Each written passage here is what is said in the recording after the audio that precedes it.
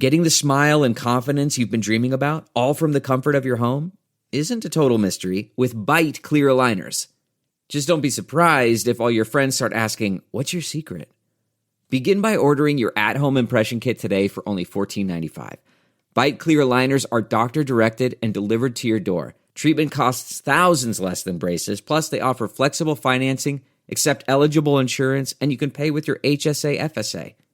Get 80% off your impression kit when you use code WONDERY at Byte.com. That's BYTE.com. Start your confidence journey today with Byte. Explaining football to the friend who's just there for the nachos? Hard. Tailgating from home like a pro with snacks and drinks everyone will love? An easy win. And with Instacart helping deliver the snack time MVPs to your door, you're ready for the game in as fast as 30 minutes. So you never miss a play or lose your seat on the couch or have to go head-to-head for the last chicken wing. Shop Game Day Faves on Instacart and enjoy $0 delivery fees on your first 3 grocery orders. Offer valid for a limited time. Other fees and terms apply. Edit audio.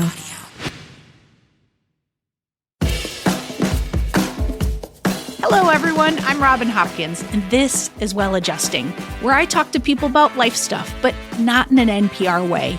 It's more like we're at the bar, having cocktails, getting into your business sort of way. It's giving drunk NPR. Oh, and producer Steph is here too. Hello. Today we chat, well, enjoying happy moments when you're struggling and grieving. Hey y'all, I am excited to share today's episode with you. So Emily is a listener who reached out and wanted to talk about all that's been happening in her life. And let me tell you something, it's a lot. So her dad recently passed away, and now she's managing care for her mother who's experiencing early-onset Alzheimer's. And Emily's been juggling being her mom's financial power of attorney, finding appropriate care for her, and trying to grieve the loss of her father. But she has some really lovely things that are going on in her life too. She's newly out. She met a partner who loves and supports her. So Emily is stuck trying to process all that's happening that's hard and be present for the good. And that is not an easy thing to do. So let's get to Emily. Hi, my name's Emily Morrison. I'm 29. I live in Brooklyn, New York with my girlfriend and my cat. I work in fitness content as a director. Yeah, that's pretty much a little bit about me. So let's talk about why you're here today in the Well Adjusting studio. So I'm here today to kind of talk about how to balance the guilt of being happy when both the saddest moments of my life and the happiest moments of my life are kind of coinciding with each other. Okay, I'm going to need you to say a lot more. Hopefully you're comfortable about sad moments and happy moments. Yes. Give us a little bit about what's going on, and let's talk about that. Yeah, so I guess I'll start with kind of my happy moments first. So I'll rewind a little bit to 2020. I came out in 2020. Yeah. In case nobody gave you a woo. There's your woo. I appreciate that. I didn't know I was gay until I got on TikTok and then figured out that I was gay then. Pretty soon after that, I met my girlfriend, who I'm still with. We're going on 3 years. We're about to get engaged. We have a really happy life. We travel. We do all those things. But about a year after we met, my dad went into the hospital and never came out of the hospital. So he passed away in 2022. And then at the same time, I became the sole caregiver for my mom, who has Alzheimer's. It was pretty moderate and quickly increased to an advanced state of Alzheimer's. And I had to make some really hard decisions to put her in a memory care facility. So I am I'm the one who's in charge of everything. I also have a sibling who had never moved out of the house, so they didn't have nearly as much kind of, I don't want to say life experience, but that's kind of it. I was the one who pays the bills and everything. So it's been a hard balance of living my happy life as starting my own family and getting to do all of these things. I have a good job, I have a good relationship, but then balancing it with all of the kind of grief that's going on. Well, I mean, first of all, I'm so sorry about your loss. I mean, for your dad, it's no easy thing, and you're young. Like I experienced that really young as well. And like it can be difficult because I don't know if this is your experience, but when you're the first one to go through this, I think sometimes there isn't a ton of support from friend groups because they haven't lived it and they're doing their 20s, 30s thing and they don't understand how devastating it can be. So I don't know if that's something you're experiencing. Absolutely. The majority of people who reached out to give condolences to say that they were going through the same thing are people who were in their 50s, 60s, people who were my dad's age. Consoling me. And then to, on top of it, be going through the Alzheimer's memory care hellscape that is. Just no one that I know is even close to dealing with that. And people who are much further established in their lives and their financial situations and things like that. Yeah. I mean, it's like, I can't tell you how many people reached out to me when their parents died, like 20 years after my parents died, and were like, I'm really sorry. I was like, it's fine. You didn't know. How would you know? You know what I mean? Right. Like, how would you know until it's something you've been through or you've seen someone close to you? And I also am thinking about, that idea of like sometimes when you're in a bad place and you're like on the subway or you're, on a highway and you're looking around and you're thinking, I'm in this space and everyone else is just going about their day. And you have this weight of all of this on you. And that can be a lot. So I first just really want to just say I'm so sorry that you're in this position because it's a lot. Yeah. So all right. So I mean, first and foremost, before we can even get to like your joy, which by the way, congratulations! Like you come out, you're already on the road to engagement. Like you're like, I don't know if you identify as a lesbian, but I'm making you an honorary lesbian if you didn't, because it's very lesbian. Yeah, it's quite lesbian. Like, let's just start with the logistics of memory care and of Alzheimer's or, dementia type situation are really difficult. So like, do you have support? Are you managing all that? Like, talk to us a little bit about that, like what your day looks like and how you get through all that.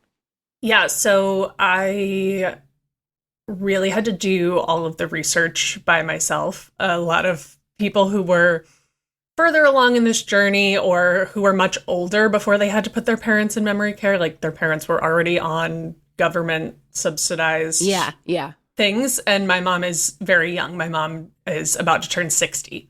So she is really ahead of the curve with this. So I had to do a lot of the research on my own. She lived in New Jersey at the time. New Jersey is the most expensive state in the country for assisted living and memory care. So I had to then figure out what's a close state that I could get to from New York, like on a train, because I don't have a car, that I can go and visit her all the time. So we landed on Delaware because I thought Delaware was going to be cheaper. And now a year into memory care, we're at the rates of where we would be in New Jersey. So plus you're adding in trains. Yeah, but sure. So now I'm looking at more radical options. I'm considering moving my mom to Mexico for better and more affordable care. What? That's a thing? That is a thing. It's about a third, if not a quarter, of what it is in America. And I personally do have a connection there. But yeah, it's kind of a thing in this space where you kind of have to find your own path because it's not cut and dry of where you go with this. And I did weigh heavily on the decision to put my mom somewhere that would give her care, because the other option would be that I gave up my whole life to care for her, which, I'm getting a little emotional, but it's okay. That was definitely a hard decision, but I know now, and I knew then too, that was going to be the right thing. Not me giving up my whole life to care for my mom. Well, it's just not, it's not, hopefully you're not holding yourself to some like guilt place. It's not feasible. It's not. Yeah. It's not feasible. I mean, you would have to have round the clock care, but then there'd be no way that you could, I don't know how you earn a living and do that. I don't know. I mean, so I hope you're not beating yourself up in any way about that decision. I'm not, but I also wish that I could have my mom closer to me so that I could be there all the time. I don't know how much difference that would make in the current situation, but... Well, sometimes I think it's for you with a memory care situation. Yeah. Depending on, can I ask, and I hope this is okay, like, where is she in the process? Like, is she early stages, or is she more moderate, or like, I think we're not sure she knows you? She's in the moderate stages. She knows me, but she has no scope of how to care for herself. Okay. Yeah. So then this is something you have to do. This is hard. I'm just going to say, because like this butts up against, Steph and I call ourselves fixers all the time. Yeah. You know, like we say we're helpers, but really we're fixers. And especially when there's emotions involved. As soon as you started crying, I was like, sorry. Okay, no, please. Oh my God, don't you ever apologize for crying. But it makes me be like, we have to fix this for Emily. And so I'm trying to take deep breaths and just be with you in this space too, because it's, this is just difficult. This is going to be one of those conversations where we can talk about, when we're going to talk about self-care. That's why I really want to start off by saying, I hope that you're not beating yourself up, because it's important that you are going through a death right now as well, on the heels of another death. Yeah. So it's like, I just want to start off and say that. And so we have to just like, we're all like, me, Steph, and you are just sitting here holding hands right now, and just like, we're in it. That's how I'm looking at this. Yeah. This is one of those things that there is no, like, we'll do this and it'll get better. Like, it's there's like, you are just like, how do you go through this in a way that does the least damage on everyone? Right. And I think in some ways, if you can give yourself that permission just to start, that's going to give you some access. Like, and I think you're already starting to do it. Like, I'm already starting to hear you say things like, I wish I could be closer to her, you know? So it's like, what are the important things for her care? And what are the important things for you and your care? Mm-hmm. So I want to ask you, like, how you are approaching this. Like, do you have support of your sibling? And you mentioned that they haven't left the house, you know, and they're maybe not as far along on a path, or, I mean, let's not put it in a linear path, Robin, but like, let's just say like, they just have different skills than you do. Are you able to maybe be like, I need this help from you? Or is this solely resting on your shoulders?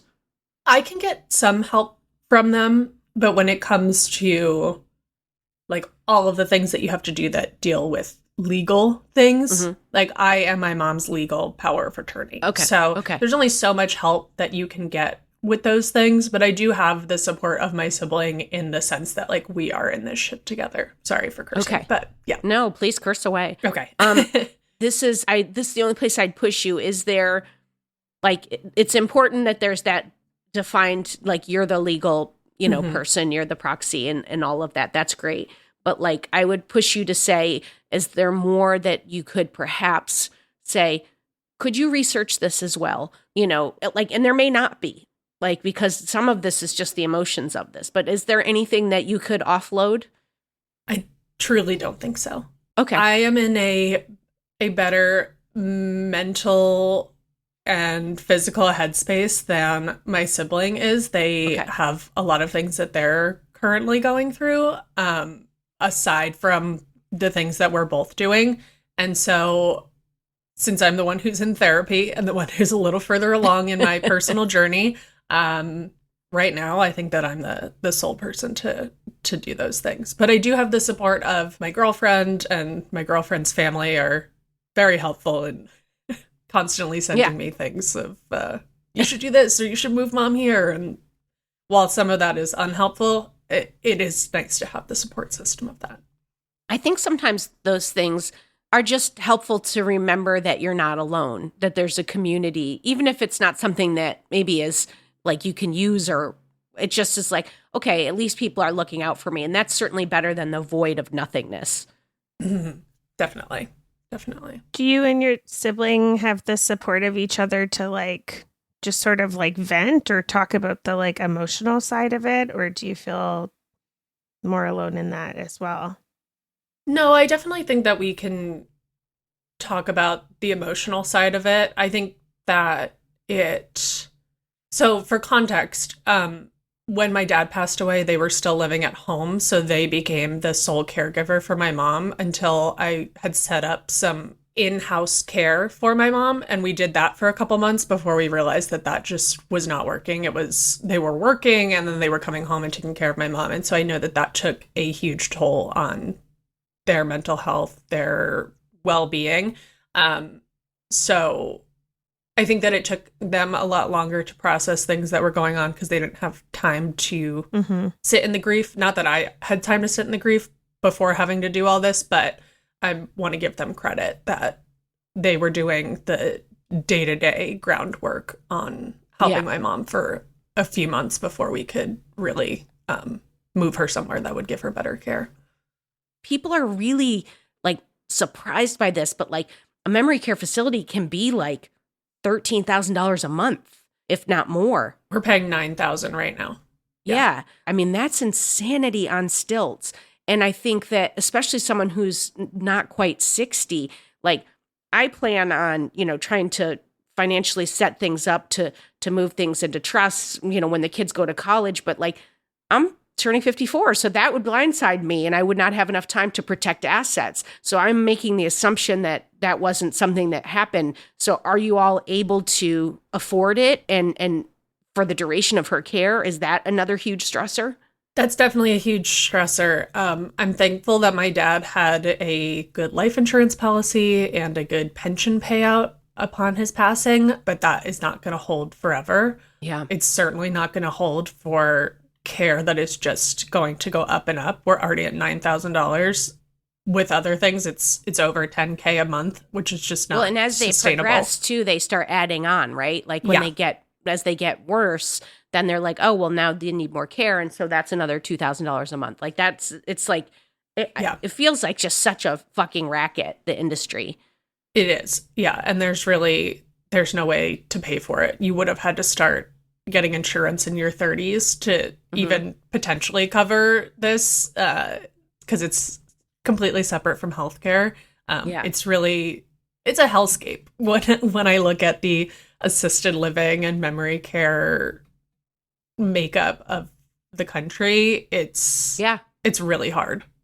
And I think some people bank on the idea that like, okay, well, I'm not planning on getting any of my parents' money, so we'll run all the money out that they have, and then the state kicks in. But when the state kicks in, then you're in a state-run facility, and that doesn't mean that those are good facilities. And anyone who loves their parent, that's difficult to put your parent in a place like that. That's exactly the case, and that's what everyone. I think a lot of people don't know that. People don't know that, and that's what a lot of people are confused about when I say that I want to move my mom elsewhere, because I don't want to deplete her funds entirely. I don't think that that's a smart thing to do, and I don't want her care to decrease as she gets older. So by moving her somewhere where I could actually afford the care that is better care than what she's getting in the US for a fraction of the price. Yeah. I could continue to pay for that level of care for much longer. Like I could sustain it rather than decreasing her care at the most fragile time of her life.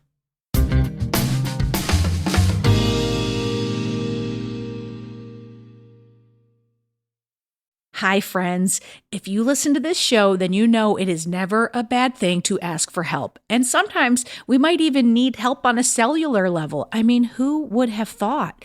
And that's where our friends over at Timeline come in. Timeline is a Swiss life science company that has spent 10 years doing research to bring their product MitoPure to the market. 10 years, folks, that's a commitment. Now, on this show, we often talk about what happens over the long term, and unfortunately, aging is a part of that process. So are you ready for a quick science lesson? Okay, great. Mitochondria are our cells' power generators, okay? They're a key influence in how we age. And as we get older, mitochondrial efficiency, it naturally declines. And that's where MitoPure comes in.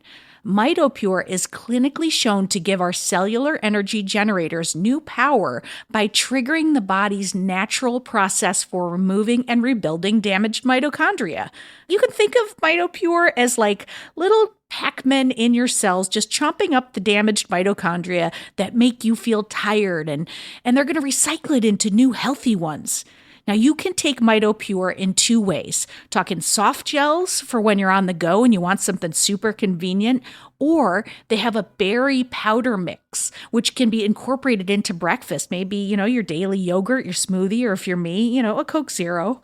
So taking 2 MitoPure soft gels a day for only 2 months, it can help you feel big improvements in your cellular energy, muscle strength, and endurance. After 4 months, you'll feel yourself getting stronger and experiencing less inflammation and recovering faster after workouts. I mean, who would not want that? So Timeline has a special offer for you, my amazing listeners. Timeline is offering 10% off your first order of MitoPure. You're going to go to timeline.com/RobHop. That's TIMELINE.com/RobHop. Go get it, folks.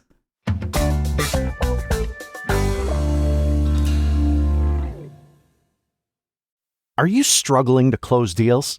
Cold outreach is wasting the time of both the buyer and seller at every stage, especially when sellers are using shallow and outdated data. Your organization can overcome these challenges with technology that translates comprehensive, high-quality buyer data into real-time insights. These deeper insights empower sales reps and teams to adopt the habits of top performers, which leads to better outcomes, like more pipeline, higher win rates, and larger deals. We call this deep sales. And we've built the first deep sales platform with the next generation of LinkedIn Sales Navigator. Right now, you can try LinkedIn Sales Navigator and get a 60-day free trial at linkedin.com/trial. That's linkedin.com/trial for a 60-day free trial. Let LinkedIn Sales Navigator help you sell like a superstar today. Just go to linkedin.com/trial and get started. Want to teach your kids financial literacy, but not sure where to start? Greenlight can help. With Greenlight, parents can keep an eye on kids' spending and saving, while kids and teens use a card of their own to build money confidence. As a parent, you can send instant money transfers, set up chores, automate allowance, and more. It's a convenient way to run your household, customized to your family's needs, and the easy way to raise financially smart kids. Get started with Greenlight today and get your first month free at greenlight.com/Wondery. Now, I want to ask you, because I think there's something that a lot of people aren't necessarily aware of. And I think when I say this out loud, everyone listening, and you included, Emily, I'm not being gross, but this is like Financial Robin who's talking. I know that there are avenues where you, as the executor of her estate and her account and her well-being, that you can pay yourself and your sibling out of their money to try to like bring the estate down so that you would at least have control of it. Is that something that you've looked into? No, it's not right now. I do have a financial advisor, and I did talk to a lawyer when we were first doing all of this, but I haven't paid. I've paid myself back for things that I was paying out of pocket before my dad's life insurance came in. But other than that, I have not dipped into my mom's money in any way other than to pay for her care. And so just for clarity, I don't mean to like save the money for yourself. I mean to put aside in an account like so that it's protected so that you might be able to take care of your mom in a different way. But so I wonder, yes. You know what I'm saying? Like, I don't mean to like, I mean, it is literally like paying yourself a salary for the care. Like I said, it feels really super gross. And I remember my father going through this with his mother, but his sibling was like, no, we're never doing that. It's gross. And he was like, I'm not talking about keeping it for myself. I'm talking about putting it into an account that we then use for her care. But it keeps the money, it pulls the money out of the state. It gets you to that state situation faster, which is good or bad, but it might help, I don't know, for qualifying for things. I would just say that's something to maybe look into with your lawyer because it might be an option that helps you financially. Okay. Yeah. No, that is something that I should look into. And I have looked into that in some way in forms of like trusts and things like that. Yeah. Yeah. I mean, the ship has sailed on the trusts.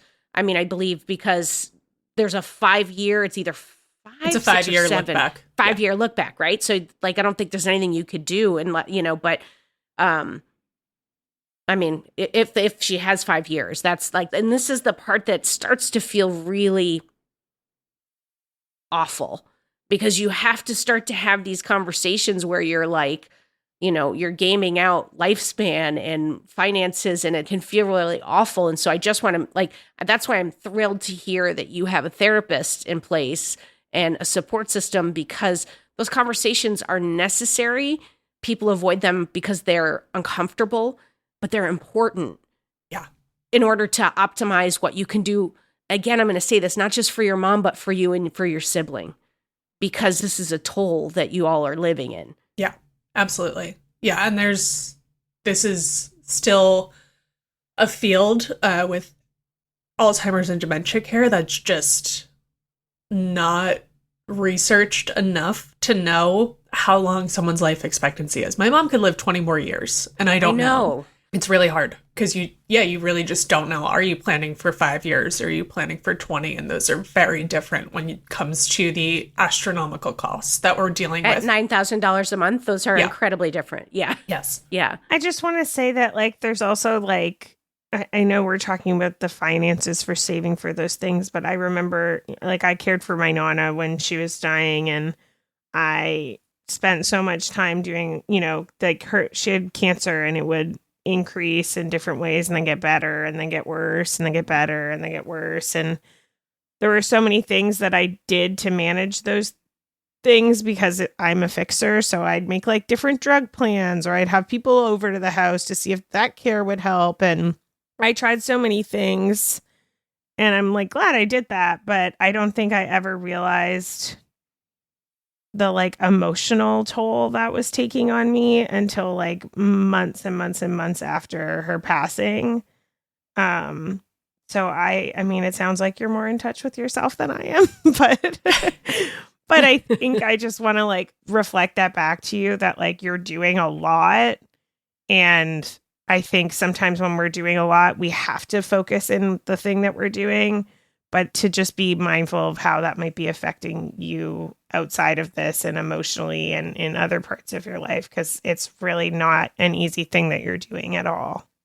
Yeah, thank you. And it's fucking shitty that you have to do it also. It is. It really is. I thought this was something I would have to deal with much later in my life. I mean, that's not the case. And that's hard as well. And it's like, so I'm glad that Steph said that, because I think that coincides with where I wanted to take this, which is to say your initial question, how to celebrate good things in the midst of horrible things happening. And so I just want to ask you some questions, like before Steph and I jump into fixer helper mode, what are you doing to celebrate like your relationship, your coming out, just you? Yeah, I mean... Maybe celebrate's the wrong word, by the way. I mean, sure. Like, that's, woo, have a party. No. I mean, like, to enjoy those moments.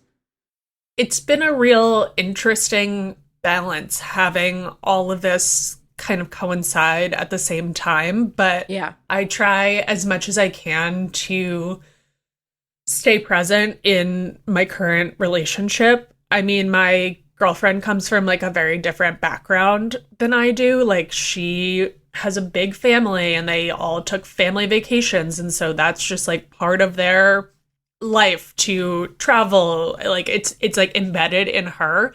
And I think that has helped me kind of take time away from the stress of every day for her to just be like, we're going on the family trip to Germany. You're either coming or you're not. You're coming. So, I'm saying that right now. You're always going. You say I'm always going. I'm always going.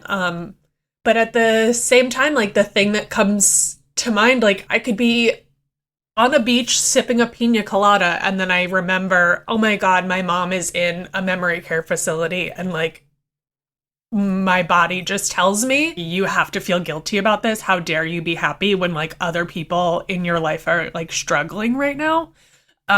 So that's just, I don't know where the guilt comes from, if it's being a woman, if it's being the eldest daughter, or I don't know, but. Or just because you're a lovely person that cares about people. How about that? Yeah, maybe that too. And Emily, I'm going to sub in for your mom here for a second. And I'm just going to say, I can't imagine a world, in any world, I don't know your mom, where she would want you to suffer.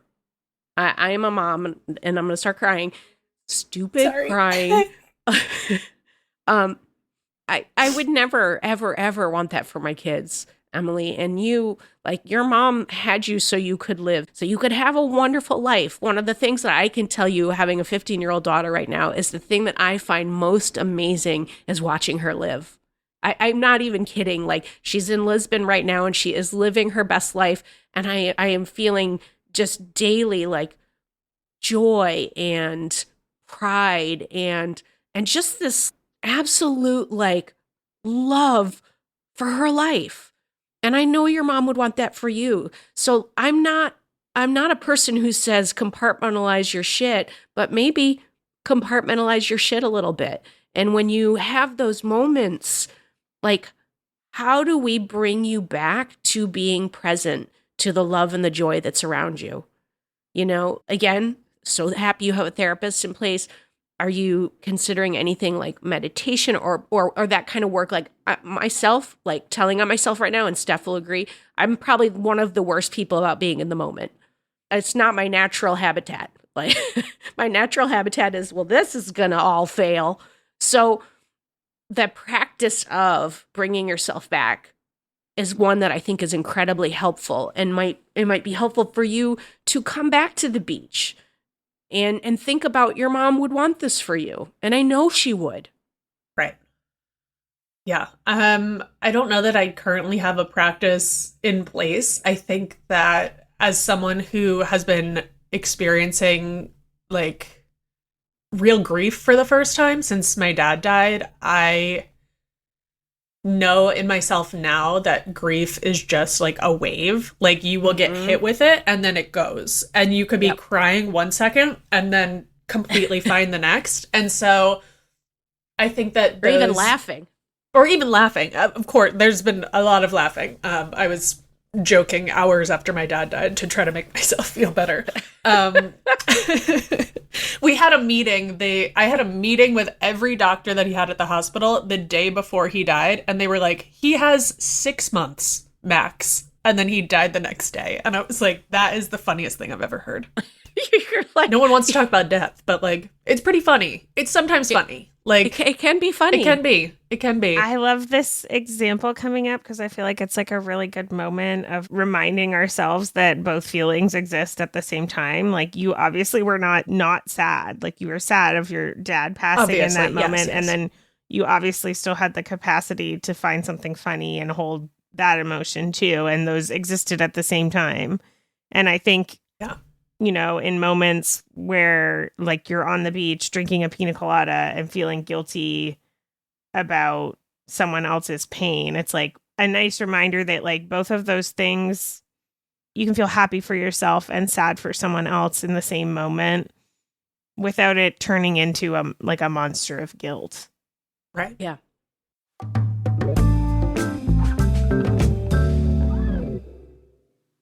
Canva presents your work horoscope for this week. Deadlines are in retrograde, which we all know can bring some intense energy.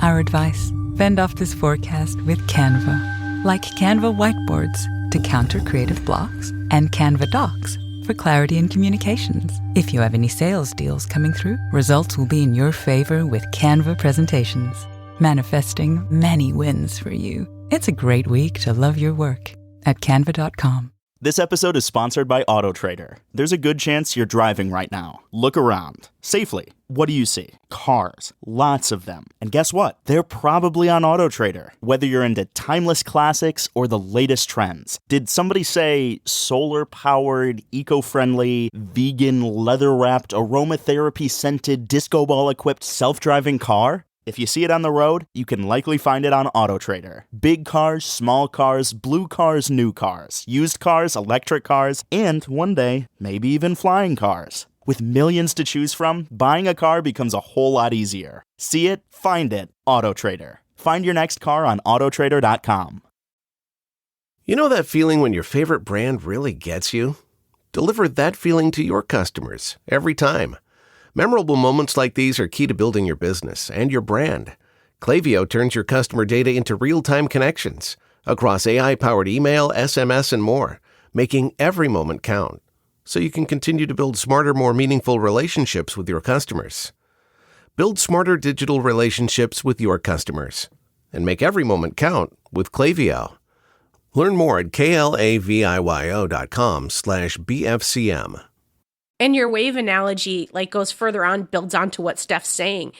I don't know, it's been 20 years since my mom died, and I still sometimes will like just start crying. And then I'm like, what the fuck? But it'll be a year between that, you know, or 6 months, or it doesn't, you know, that it's no longer like, you know, I keep getting this vision lately of I'll be like walking, and especially like when I'm really connected, if I'm like in nature or something and I'm having a moment where I'm feeling really connected, I all of a sudden will get a flash of my parents standing kind of behind me, like very Harry Potter, like just looking, and they're smiling and they're just like with me.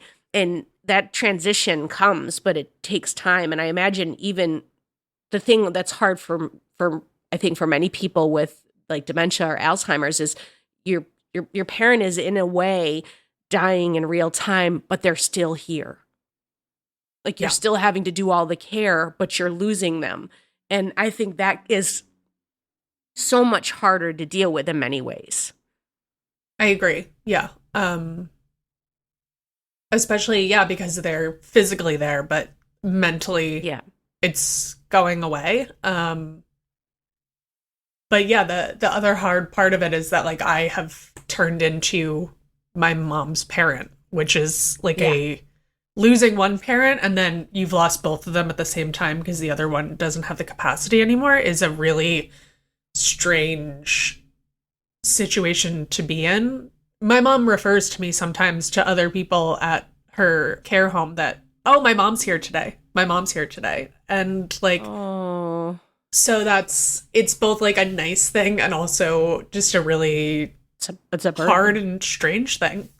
Yeah. Yeah.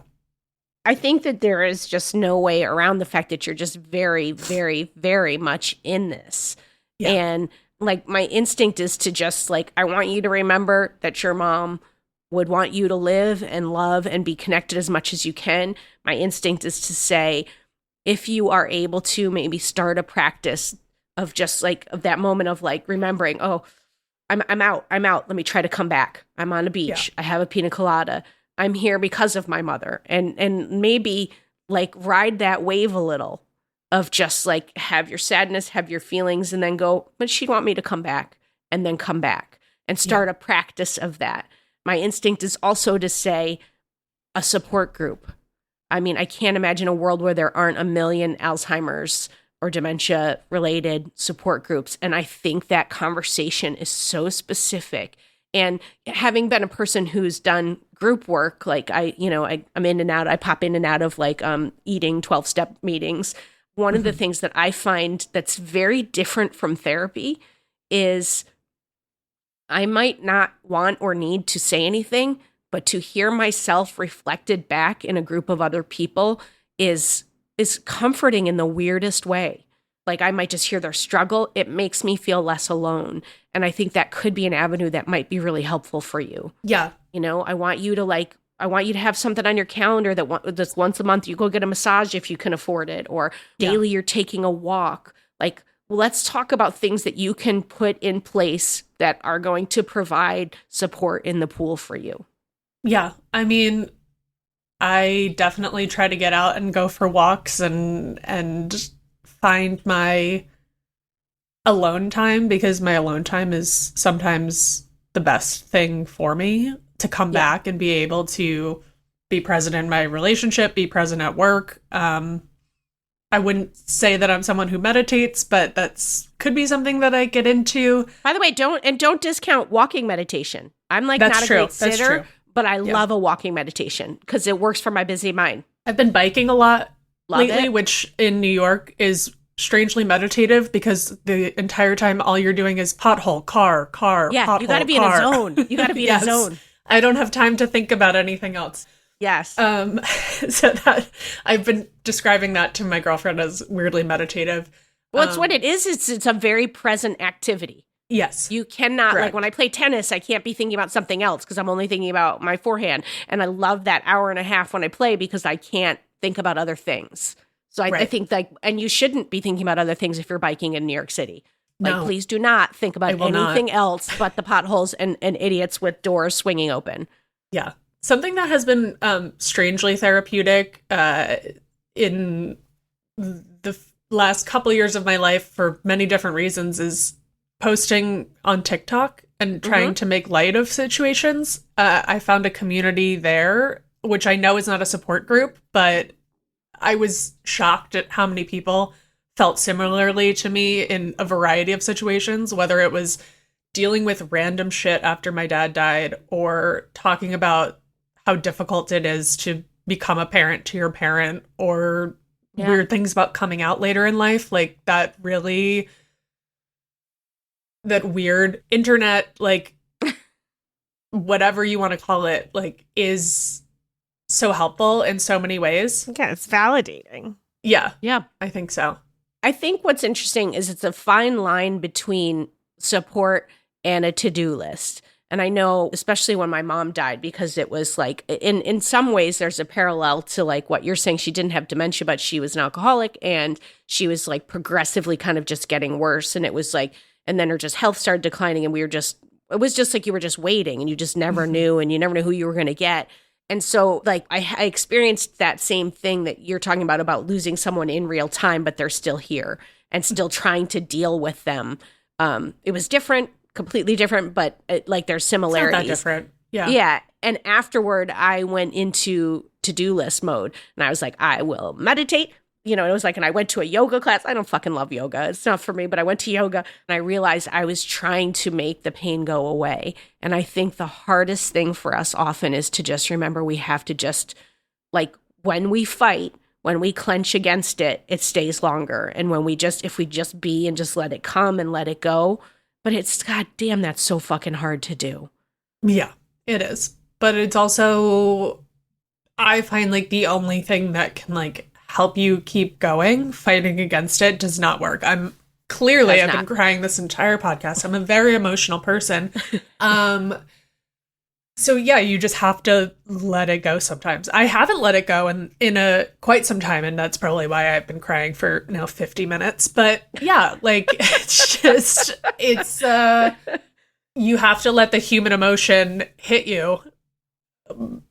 Bottling it up does not work. So it sure doesn't. I agree with that. One thing that I think is really interesting is that, you reached out to us. You're a talker. Do you feel a release when you talk? I do. I definitely like to get things off my chest. I'm not good about bottling things up. I become not myself if things are bottled up. Yeah. I also feel very passionate now about, even though my story is not comfy for people to hear, like when people ask me about my family and I say, oh yeah, well, my dad died and my mom's in memory care now. It's just, they're facts, but it also sounds like a sob story, and it makes people very uncomfortable to hear because they don't know what to do with that. But yeah. I really try now to like get people to think about that when it comes to their own parents, and like just think about preparing for those kinds of things. Anytime I hear anyone in my life now say, oh, I had this weird conversation with my mom today where she was like forgetting things, I'm like, okay, so here's what we're going to do. We're going to go see mom. We're going to get all the paperwork in line, because, this sounds like something's happening here. And I was put in a situation where like my dad didn't have a will. He didn't have a plan for my mom. My mom didn't have anything. So it's like, I don't know. I feel like by talking about not only my pain and my grief, but also talking about the reality of things that I feel like a lot of people avoid. People don't like mortality, but by talking about it, like, I think it can maybe not lessen the blow, but set you up better for when it eventually finds you, because, everyone's going to have to deal with something like this in their lifetime. And by being a little bit more prepared for it, or by it being a little bit more normalized, I think it might help someone. Well, and I love that you have already, in so many ways, become an advocate.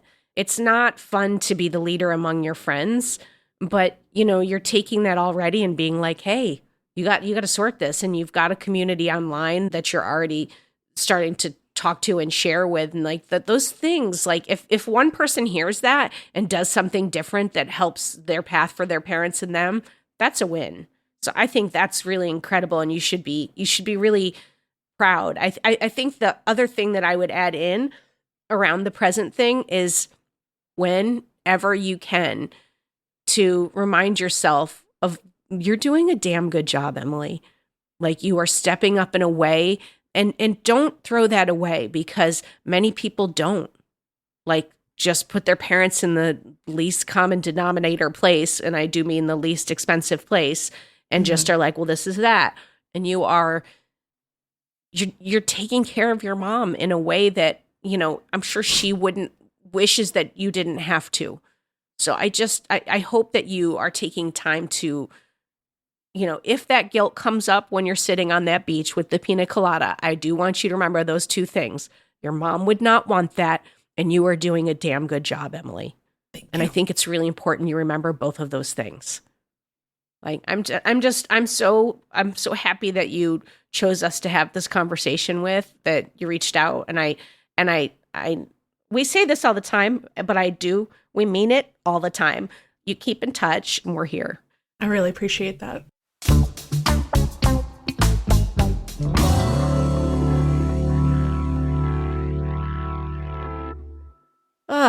So wasn't that just like a lovely chat? Emily's crying. I'm crying. Everybody's crying.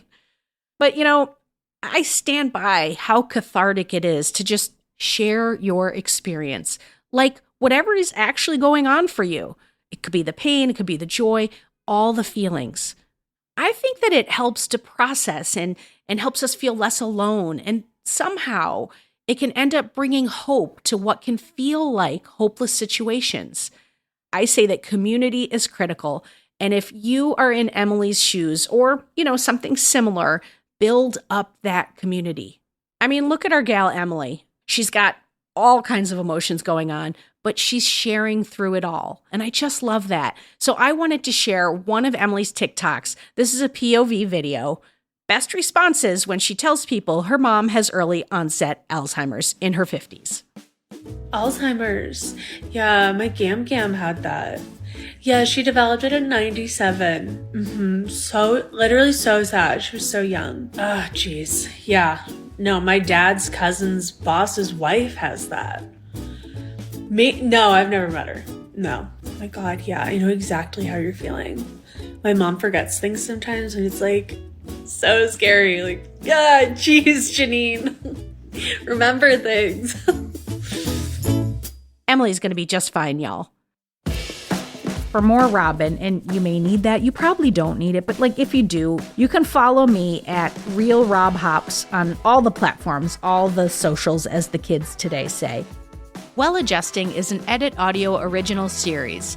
It's exec produced by Steph Colburn and Robin Hopkins. Our producer and editor is Maria Passingham, and our production manager is Kathleen Speckert. Thank you to the entire Edit Audio team and to you for listening. Oh, hey, before you take out those AirPods, this show is just for entertainment. If you are in need of help, please, please, please reach out to a professional. Go ahead and get that help. You deserve it.